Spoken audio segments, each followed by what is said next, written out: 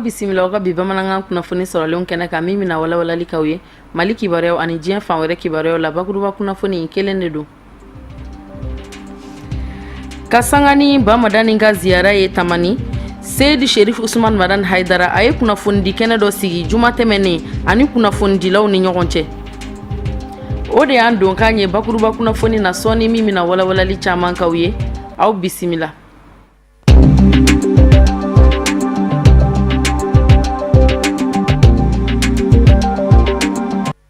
An balima bamanankan mɛnnaw Mali kɔnɔ ani Mali kɔ kan an ka foli ani waleɲuman dɔn o bɛ ka taa aw kelen kelenna bɛɛ lajɛlen ma fo yan fo aw sigiyɔrɔw la. Kasangani Bamadani ale ka ziyara ye tamani Seydi Sherif Usman Madan Haidara ale ye kunnafonidi kɛnɛ dɔ sigi ani kunnafonidilaw ni ɲɔgɔn cɛ walasa ziyara yɛrɛ ye fɛn min ye u na se ka sidɔn kunnafonidilaw fɛ walasa olu fana na se k'an cari kunnafoni jɛlen ani sahalen na cogoya min na. Amadu Kamara ani Seydou Ɲare olu de tun b'a kɛnɛ kan Sherifla Jabaniso tɔgɔ la. An ka ɲɛjɔ u ka sɔrɔlenw na. Sirako in a jaabi dira an fɛ kɛnɛ kan.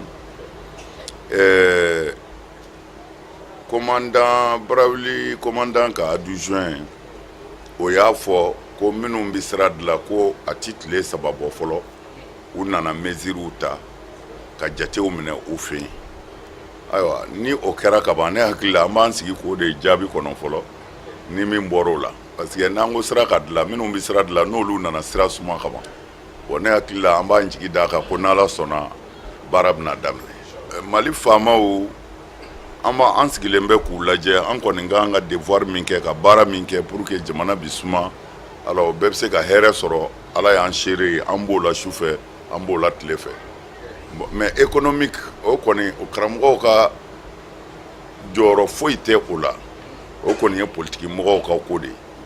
mais an kɔni jɔyɔrɔ b'an fɛn minnu na vraiment an bɛ ka k'o lawaleya. Bon anw bolo Mali gɛlɛya ni anw bolo parce que ne ti politique ko ɲɛdɔn n b'o fɔ n kuma yɔrɔ bɛɛ Ala de ye n seere ne ti ɲɛdɔn politique ko la mais n bɛ se ka min fɔ ne anw b'a jate minɛ anw minnu ti politique dɔn anw ka jate ye gɛlɛya o gɛlɛya bi Mali kɔnɔ a bɛɛ ye bɛnbaliya min bi Mali kɔnɔ ani c'est-à-dire mɔgɔw dɛsɛlen don k'u se yɔrɔ sɔrɔ hakili sigira mɔgɔw sirannen don mɔgɔw bagabagalen don. Bon an kɔni bi gɛlɛya in ko de anw b'a miiri ni Ala y'an dɛmɛ ko kɛlɛ in sera ka dan soda la ko mɔgɔw sera k'u se yɔrɔw sɔrɔ u sago la bon anw ka yecogo la jamana bi nɔgɔya o y'anw ka yecogo ye mais politiquement peut-être o tɛ mais anw kɔni b'a ye ten de. O tile 2 in na a y'a ye cogo min na an ni an balima kɔrɔfɛ mɔgɔw sigira ayiwa sigi in kɛra ne yɛrɛ de ka so komi a y'a ja o ye cogo min na bon mais sigi in kun fosi t'a la kɔrɔnamɔgɔw dama ka se ka bɛn parce que olu fɔlen bɛ ɲɔgɔn kɔ bon o fɔ ɲɔgɔn kɔ in tant que olu fana bɛn ma don ye an bɛ fɛ ka lafiya min sɔrɔ Mali kɔnɔ a bɛ sɔn ka gɛlɛya dɔɔni. Bon o de la an y'u fan fila bɛɛ wele an n'u sigira an kumana alors alhamdulilayi an bɛ nin sigiyɔrɔ min na bi an nisɔn ka di parce que jusqu'à fo ka taa se nin waati ma an jatigɛlen don mais alhamdulilayi an b'a dɔn ni Ala sɔnna hɛrɛ bi Mali kɔnɔ kɔrɔnamɔgɔ ninnu a bɛɛ ye kodɔnnaw de ye mɔgɔ kalannenw de don mɔgɔ faamunenw de don an dalen b'a la n'u k'u bi u jɛna ni bɛn ye bɛn bɛ se ka sabati bɛɛ bi lafiya. Ziyara organisation bi labɛn Jamiyat Ansar Dinil Islamiyya de fɛ Ansaru de bi ziyara in organiser olu de b'a a baara kɛ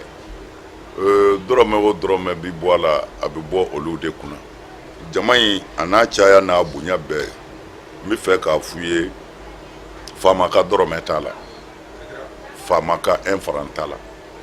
mais faamaw jalakilen tɛ an m'a ɲini u fɛ de parce que n'i bɛ mɔgɔ jalaki i b'a fɔ de n y'a fɔ a ye a ma sɔn mais an m'a ɲini u fɛ an m'a ɲini u fɛ wa an m'a f'u ye fana fɛn o fɛn b'aw ni faamaw cɛ ziyara la n'an b'o f'u ye o de ye ka demande kɛ u ka se ka gendarmew bila ka na walima sɔrasiw bila ka na mɔgɔw encadreli la. Ziyara in n'i y'a lajɛ an ye kalan dɔw de sɔrɔ a la n'o ye Ala ka ayaw ye min ti yɛlɛmɛ fiyewu. In tansurullaha yansurukum. Mɔgɔw ti a yɔrɔ faamu mɛn anw ɲɛ b'a la. Ala ko n'a sɔrɔla a bɛ fɛ ka ne Ala yɛrɛ de dɛmɛ n b'a dɛmɛ. Ɲinɛ ziyara a bɛnna sanji ma, so dun t'an bolo ka dunanw bisimila, an y'a ɲini an k'a bɔ a ma pewu, mais mɔgɔw ko non an k'a kɛ ni mɔgɔ hakɛ min nana o don an na sɔrɔ k'a yɛlɛmɛ k'a bila selinjini na. Ne yɛrɛ ka maa sɛbɛ fɛn o fɛn bɛ yen n'an bɛ olu invité n k'u kana carte d'a si ma, u kana si wele parce que samiyɛ don an ka sira man ɲi. O n'a samiyɛ ni sira man ɲi, so t'an bolo ka mɔgɔw bila a kɔnɔ. Mɔgɔ min nana o samiyɛ ni sira man ɲi na o ma deli ka na sira ka ɲi la. O de ye kabako ye min ni ko i b'a sɛbɛn a ti ku papier la. Mali minisiri ɲɛma Modibo Keita a ka Canada taga senfɛ Mali jamana kɔnɔden minnu bɛ ni olu sigilen do Canada anu olu ye sigi dɔ kɛ sigi senfɛ o kumana jamana yɛrɛ kɔnɔna lahalayaw de kan. Burama Jara ale de bɛ walawalali caman kan ye an ka sɔrɔlenw lajɛ. Diɲɛ seleke naani waribonba ye lajɛ min kɛ Canada jamana kɔnɔna la. O hukumu kɔnɔna la fɛn min ye Mali premier ministre Modibo Keita ye ale tun b'o kɛnɛ kan. O kɛra sababu ye fɛn min ye Mali premier ministre Modibo Keita ani maliden minnu sigin bɛ Canada olu ka lajɛ kɛ. Lajɛ min ni o bolila hakilila falifalew ani ɲininkaliw minnu tɛnguna jamana premier ministre la Modibo Keita. U kɔni bɔra kosɛbɛ i n'a fɔ taawasigibaw Quebec, Toronto ani Ontario fo ka taa se Canada dugu wɛrɛw ma malidenw bɛ fan minnu fɛ. U ka ɲininkaliw kɔni bolila Mali dabolo politique ko siraw ka taa se fɛn min ye lakana sabatili cogo ma Mali kɔnɔ. U kɔni y'a yira k'a fɔ jamana premier ministre Modibo Keita ye jaabi minnu duma a kɛra wasa ye kosɛbɛ. O kɔ olu kun bɛ kini na ni ka sababu kɛ diɲɛ seleke naani kɔnɔ kunnafoni minnu bɛ di olu kunnafoni kɔnɔ kuma kɛ kunnafoni basigilenw ye min ni maa bɛ se ka sigi ni o ye k'a fɔ o de b'i ka jamana kɔnɔna la. Nka premier ministre bɔra ka olu ka ɲininkali minnu jaabi o kɔni ye olu hakili sigi kosɛbɛ k'a fɔ kunnafoni minnu kun bɛ ka di o caman kun tɛ kunnafoni ye min kun jɛmɛ kosɛbɛ Mali kunkan. Ali Musa Jalo ale kɔni ye maliden min sigin bɛ Canada ni premier ministre ka ni nali ye Canada ni ka sababu kɛ diɲɛ seleke naani waribonba ka lajɛ belebele min ni o kɛra Canada. A ko a ye lajɛ min kɛ ni olu malidenw ye minnu sigin bɛ Canada o kɔni kɛra hakilina ye min ni o bɛ maa nisɔndiya ko bɔ kosɛbɛ. O b'a yira k'a fɔ Mali ɲɛmaw u kɔni hakili bɛ kosɛbɛ u ka jamana kɔnɔdenw na minnu bɛ kɔfɛ jamanaw la. Olu kɔni bɛ Mali kɔ kan nka u hakilina bɛɛ lajɛlen dan bɛ Mali kan ka sababu kɛ kunnafoni minnu ni olu kɔni bɛ di o kɛra sababu ye min ni olu kɔni ma faamuyali sɔrɔ Mali yɛrɛ dabololaw la. A ko nka premier ministre bɔra ka kunnafoni min di sisan Mali kan o kɔni ye ale hakili sigi kosɛbɛ. A ko olu kɔni bɛ jamana kɔ kan nka u hakili bɛ Mali la kosɛbɛ. Mali lakana ko ani a politiki ko fo ka taa se a kɛnɛya ko walew ma o bɛɛ lajɛlen kɔni bɛ olu hakilina la kosɛbɛ hali ni a y'a sɔrɔ u bɛ Canada jamana kɔnɔna la. Safiatou Touré ale ye maliden Canada jamana kɔnɔna la nka lakɔliden don. A kɔni y'a yira k'a fɔ ni lajɛ in bɛnna ale ma kosɛbɛ wa nisɔndiyara ni jamana premier ministre Modibo Keita ka jaabiw ye u ye ɲininkali minnu tɛnku a la. A ma yɛrɛ wusaya ɲininkali si jaabili ma a ye ɲininkaliw bɛɛ lajɛlen jaabi minnu kɛra malidenw fɛ minnu sigin bɛ Canada jamana kɔnɔna la Mali kunkan. Lassana Magiraga ale ye lakɔlimɛtiri ye sanfɛ lakɔliso la Quebec kɔnɔna la Montréal. Ale kɔni y'a yira k'a fɔ maliden minnu bɛ Canada jamana kɔnɔna na olu ye maaw ye minnu ni u bɛ baaraw kɛ kosɛbɛ. A ko wa a bɛɛ lajɛlen bɛ Mali dɛmɛ a seko ni a damayira la. Ko hakilinaw de kan ka ta sisan minnu ni o bɛ se ka kɛ sababu ye u ka se ka Mali dɛmɛ u bɛ baara minnu waleya Canada jamana kɔnɔna la ni o ɲɔgɔnko kɛli ye Mali kɔnɔ don n'a nataw kɔnɔna la. Mali premier ministre Modibo Keita ɲininkali minnu kɔni tɛnguna la olu bolila kosɛbɛ Mali politiki ko dabolo ka taa se bɛnkan sɛbɛn minnu bolonɔ bilala Mali ani Banbaci jɛkulu ni ɲɔgɔn cɛ o dabolo bi cogo di ani sariya ko ani Mali kalanko dabolo o ni a ɲɔgɔnna caman. Wa maa yɛrɛ wusaya ɲininkali si jaabili ma yaasa maliden minnu sigin bɛ Canada olu ka nimisi wasa sɔrɔ a ka ni ɲininkali ninnu jaabi la. Projet min bɛ wele ko FIER ale ni Centre national de la promotion du volontariat u ka bolodi ɲɔgɔnma kɔnɔna na tile 5 kalandege o nun donna Kulukoro walasa Kulukoro ka jeunes olu ka dɔnniya bɛ se ka kanguruya cogoya min na projet in ka baara bolodalen kan a kɛra Kulukoro conseil régional de la an ka mɔgɔ minnu tun b'a kɛnɛ kan Marietou Diallo ani Mohamed Sidibe an ka jɛ an ka ɲɛmadaw ka sɔrɔlenw fɛ. Denmisɛnnin minnu b'an ka jamana kɔnɔ n'u tilala kalan na nka u ma baara sɔrɔ o n'a ta bɛɛ ka tila ka ŋaniya ta k'u bɛ baara kɛ faso ye fufalaki n'a bɛ fɔ o ma ko jeune volontaire projet fier ye formation belebele boloda kulukorokaw fɛ yen ka se ka o jeune volontaire ninnu degi technique d'information et d'animation n'o ye kunnafoni diko ɲuman ye. Mɔgɔ 74 olu de bɛna degi ni technique ninnu na. O formation in kɔfɛ projet fier bɛna u tila dugu 37 ni ɲɔgɔn cɛ walasa u ka taa o dugu ninnu denmisɛnninw degi baara taabolo ɲuman na.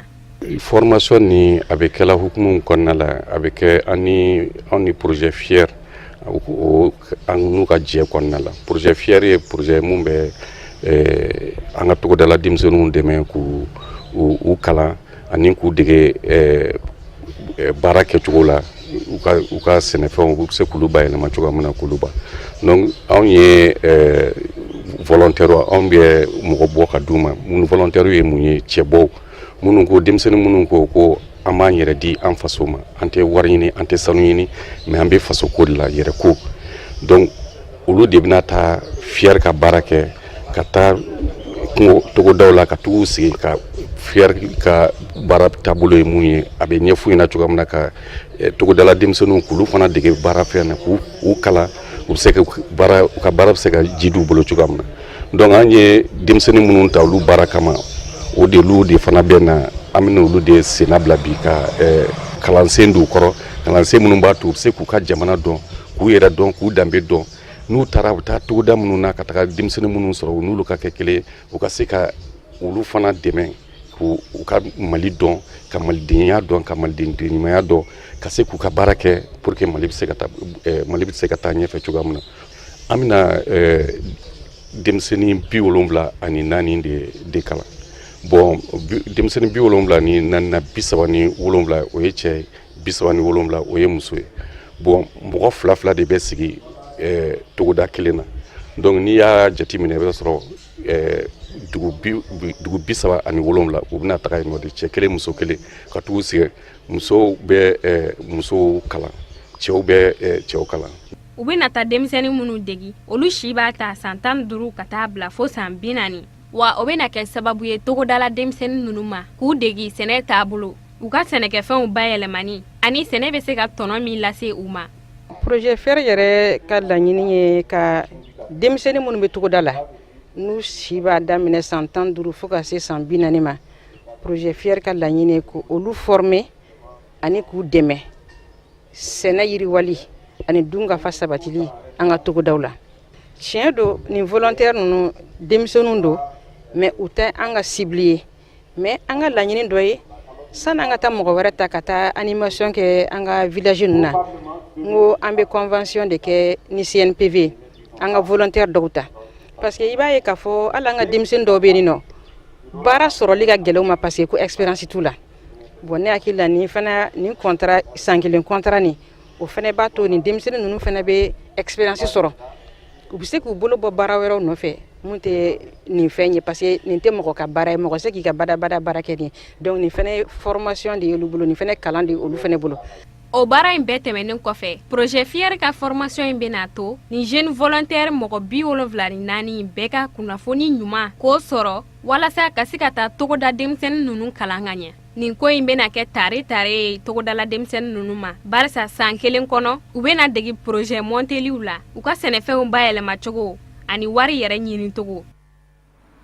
Walasa ka denmisɛn baarakɛlaw ka hakɛw lapasa atelier dɔ fana dayɛlɛnna mɔgɔw fɛ walasa mɔgɔ wɛrɛ dɔnniyaw ka se ka kanguruya ka bɛn ni o hakilina in ye a kɛra ntɛnɛndon Garadem na Torokɔrɔbugu an ka mɔgɔ minnu tun b'a kɛnɛ kan Kadi Jakite ani Seydou Ɲari nka a bɛ lakale an ye Isuf Kulubali de fɛ an ka ɲɛ jɔ u ka sɔrɔlenw na. Walasa ni ka cɛdɔnw kolo don kosɛbɛ cogoya min na u ka magwɛn ta ni ka denmisɛnnakaw sɛgɛrɛ denmisɛnnaka minnu bɛ yen k'a fɔ sanga ni waati o bɛ baaraw de kɛ baara minnu ka bon o fanga ma kɛrɛnkɛrɛn la a bɛ musolakaw kofɔ minnu k'a fɔ o b'an balakaw dɛmɛ sokɔnɔciw la ni tile 3 walanta min filɛ nin ye ɲɛmaaw ye min labɛn a bɛ kɛ sababu ye ni ka laɲiniw ni k'o sabati ko nin denmisɛnnaka minnu filɛ nin ye k'a fɔ o bɛ ca kɛ ca min yɛrɛ fanga ka bon o ma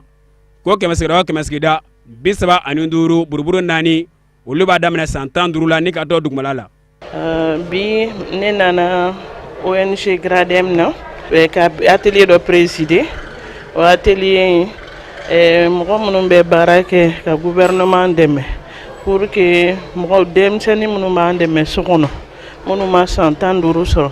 olu ka baarako bɛ se ka structurer cogoya min na ka nɔgɔya u bolo donc ne nana o atelier la u bɛ ka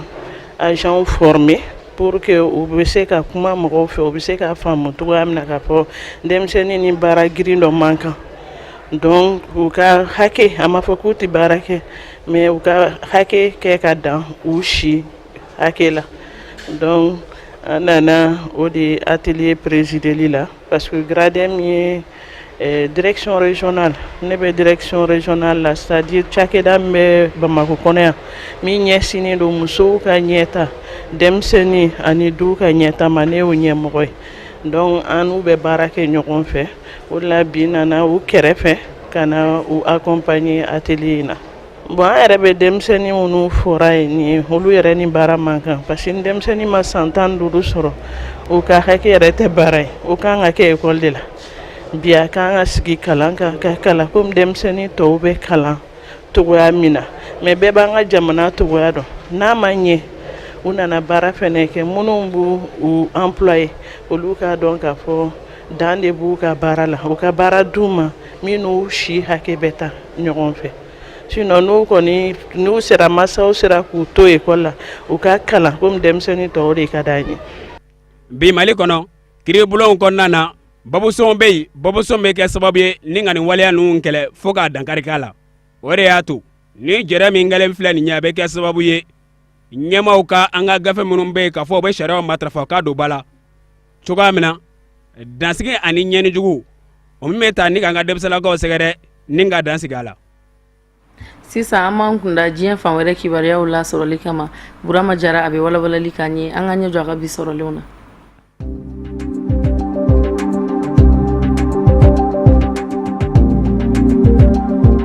Nigeriakaw fɛ karedo ka dugujɛ ntɛnɛn na bingani wale o kɔni bolo dara delta fanfɛlaw la Nigeria ale woroduguyan fan fɛ Bamanci jɛkulu dɔ kɔni bɔra k'i kanbɔ k'a fɔ ko ni bingani wale kɔni ye olu de nɔ ye bingani kɔni kɛra Ugeli faaba kɔnɔnaw la o ni wari cɛ bɛ taa kilomɛtiri 30 bɔɲɔngo la ni ye a siɲɛ filanan ye nin duwakun kɔnɔ ni bingani wale in ka kɛ Nigeria ale woroduguyan fan fɛ jɛkulu min bɛ Nigeria jamana kɔnɔna la ni olu ka baaraw bɛnnen bɛ tajiko ani gaziko ɲɛnabɔli ma Nigeria jamana kɔnɔna la bingani wale kɔni kɛra olu dagayɔrɔ de la minnu u ye tasuma dɔ yenna n'a kɛra kasara ye kosɛbɛ yɔrɔ caman o kɔni jiginna an b'aw hakili lajigi kabi février kalo kɔnɔna la ni Bamanci jɛkulu kɔni bɔra k'a yira k'a fɔ olu kɔni tɛna jɛ n'a ye fiyewu ko siya wɛrɛ ka bɔ yɔrɔ wɛrɛ kana olu ka nafasɔrɔ siraw kɔni baaraw waliya min ni u bɛ taa n'o nafaw ye u dagayɔrɔw la k'olu kɔni tɛna jɛ ni o ye cogo si la o de kɛra sababu ye u ka ni bingani wale ninnu kɔni boloda min ni o kɛn bɛ kasara ye Nigeria jamana o woroduguyan fan fɛ wa u ka ni bingani wale in kɔnɔna la o kun kɛn bɛ ka sɔrɔdasi finiw don min ye Nigeria sɔrɔdasi finiw ye ni ka sɔrɔ ka don NNPC dagayɔrɔ la i n'a fɔ ko lakana sabatibaw don wa kabi u donna ni cakayɔrɔ in kɔnɔna la u kɔni ye u ka bingani walew boloda ni marifatiw ye ani tasumadenw ye min ni o kɛra kasara ye nin cakayɔrɔ in na wa ni bingani wale in kɔfɛ maa bɛ siran min ɲɛ o de k'a fɔ ni Bamanci jɛkulu in ka kumasentigi ni o ye Aldo Agbalaja a kɔni y'i kalen k'a fɔ a na dangari Nigeria sɔrɔ siraw bɛɛ lajɛlen na wa a y'i tɛgɛ si cakɛda yɔrɔ caman fana na Nigeria kɔnɔnaw la k'a fɔ a na bingani wale taga olu sɛgɛrɛ min ni maa bɛ siran o ɲɛ donna nataw kɔnɔna la wa an b'a hakili lajigi k'a fɔ utukalo daminɛw na fɛn min ye Nigeria ɲɛmaw ye u kɔni ye sɔrɔdasiw bila ka taa wari delta ale faaba kɔnɔna la yaasa lakana u ka basigi ani u ka se ka kisi ni Bamanci ninnu tɔɔrɔ ma maa bɛ ɲininkali de kɛ k'a fɔ o sɔrɔdasiw kɔni na kɛ ni o hakɛ ka dɔgɔ kosɛbɛ ni k'a sabu kɛ Nigeria woroduguyanfan mɔgɔw kɔni ma kisi ni bingani wale ninnu ma Bamanciw fɛ.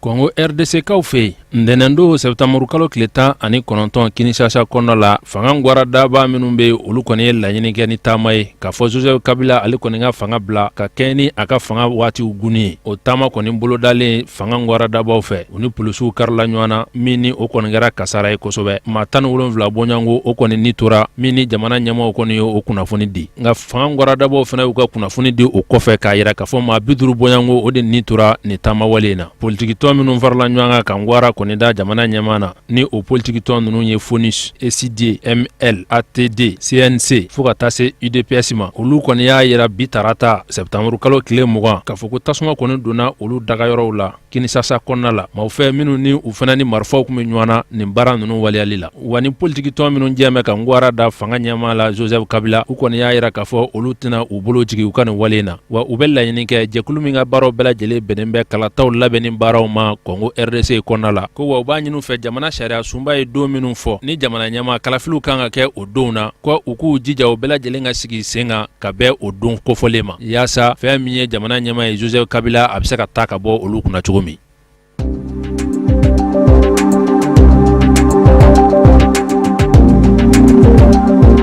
Ugandakaw fɛ yen u ka jamana ɲɛmaa Yoweri Museveni ntɛnɛn don septembre kalo tile 19 ale kɔni y'i sennɔ bila ka tile 2 taama ni k'o boloda Faransi jamana kɔnɔna la. Ani Faransi jamana ɲɛmaa François Hollande u ye ɲɔgɔn ye ni ka fara cakɛjɛkulu maa 50 bɔɲɔgɔnko kan minnu ni olu kɔni kan ka baaraw boloda ni ka sababu kɛ Uganda ani Faransi ka bolo di ɲɔgɔn ma ye. U y'a yira k'a fɔ Faransi ka den maa 400 bɔɲɔgɔnko o kɔni bɛ Uganda jamana kɔnɔna la u ka dɔgɔn kosɛbɛ ka kɛɲɛ ni Faransi ka bolo don ɲɔgɔn ma ye. U ka jamana ɲɛmaa Museveni ale kɔni y'a yira k'a fɔ o taa man di ni Faransi ka dɛmɛw tɛ. A ko dɛmɛ fɔlɔ kan ka kɛ sugubulonw ye i n'a fɔ Faransikaw ka taji bɔ jɛkulu min bɛ ni o ye groupe Total ye. Olu kɔni kan ka taji bɔ boloda Uganda jamana kɔnɔna la Lac Elbert o fanfɛlaw fɛ. Wa bolodi ɲɔgɔnma in bɛna tali kɛ fana u ka sɔrdasiw dili doncogo la kɛlɛ bonnakun kan. Uganda sɔrdasi maa 4,500 bɔɲɔgɔnko kɔni dili don ka ban. Olu yɛrɛw bɛ Somali o jamana kɔnɔna la ni ka kɛɲɛ ni farafinna jɛkulu ka laɲini ye yaasa basigi o bɛ se ka sabati cogo min Somali ale jamana kɔnɔna la. A ko wa Faransi ka dɛmɛw kɔni nun donna ka ban Uganda jamana kɔnɔna la. Kampala u ye baara caman boloda yen nɔ i n'a fɔ kuranko nasiraw fɛ fo ka taa se lakana sabatili cogow fɛnɛ ma. A ko Uganda ni Faransi ka nin bolo ni ɲɔgɔnma in kɔni daminɛna a mɛnna. Hakilila jigin bɛ kɛ kabi juillet kalo tile 14 waatiw. Uganda jamana ɲɛmaa ale kɔni ye laseli kɛ k'a to Faransi lasigidenso la min ni o b'a yira k'a fɔ Uganda jamana ɲɛmaa ani François Hollande Faransi jamana ɲɛmaa u bolo bi ɲɔgɔn bolo kabi waati jan.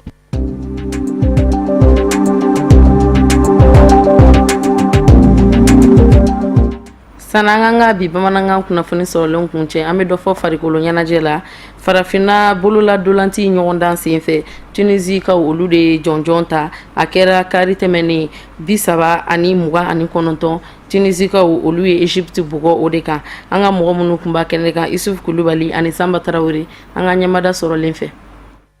min ye Misira jamana denmisɛnninlakaw ye o dɛsɛra ni k'o dɔgɔninw fɛnɛ ta sara ka sababu kɛ min ye nin y'a siɲɛ 2 ye Tunisie jamana a bɛ sɛbɛn sɔrɔ Misira jamana kan bolola donati senfɛ n'a kama ko handball kadenw ta tɛmɛnen kɔfɛ ne ye simindenw ye minnu ma san 17 dafa kɔrɔbalen minnu b'olu sanfɛ olu ka tulonkɛ de tun bɛ senna nin dɔgɔkun kɔnɔna na ni bolola donati in balabila tulonkɛw senfɛ Tunisie jamana ale de ye sɛbɛn sɔrɔ ka kɛ ni a wuliko 23 ye min kɛra anw ka faba kɔnɔ yan nɔ Bamakɔ k'a sɔrɔ tulonkɛ kunkanɲɛ fɔlɔw la Misira jamana ale min dofini tɛ jɛman ni finman ye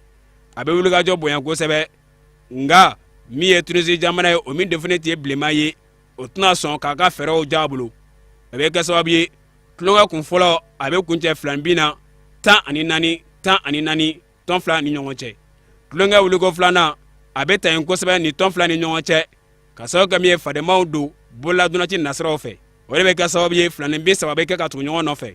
21 wali kelen 27 wali kelen 28 nka waati min na tulonkɛ b'a fɔ k'a bɛ fori min ye Tunisienw ka Bouteflika Yacine ye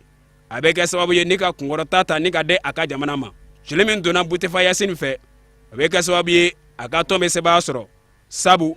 Tunisie jamana a bɛ tulonkɛ kuncɛ 30 la waati kelen na min ye Misira jamana ye ale bɛ wasa don 29 la tiɲɛ don Mali ma jɔyɔrɔ sɔrɔ ni tulonkɛ senfɛ nka min ye Mali ɲɛmaaw ye o y'a yira k'a fɔ k'olu wasala ka sababu kɛ min ye tulonkɛ kuncɛla basigi kɔnɔna na. Alhamdulilayi ni mɔgɔ kan ka nisɔndiya ka ɲɛ o ne yɛrɛ ye en tant que président de la fédération malienne de handball nisɔndiya kun mun ye o ye kunɲɔgɔn 3 kɔnɔ an sera ka jamakulu nin bɛɛ fara ɲɔgɔn kan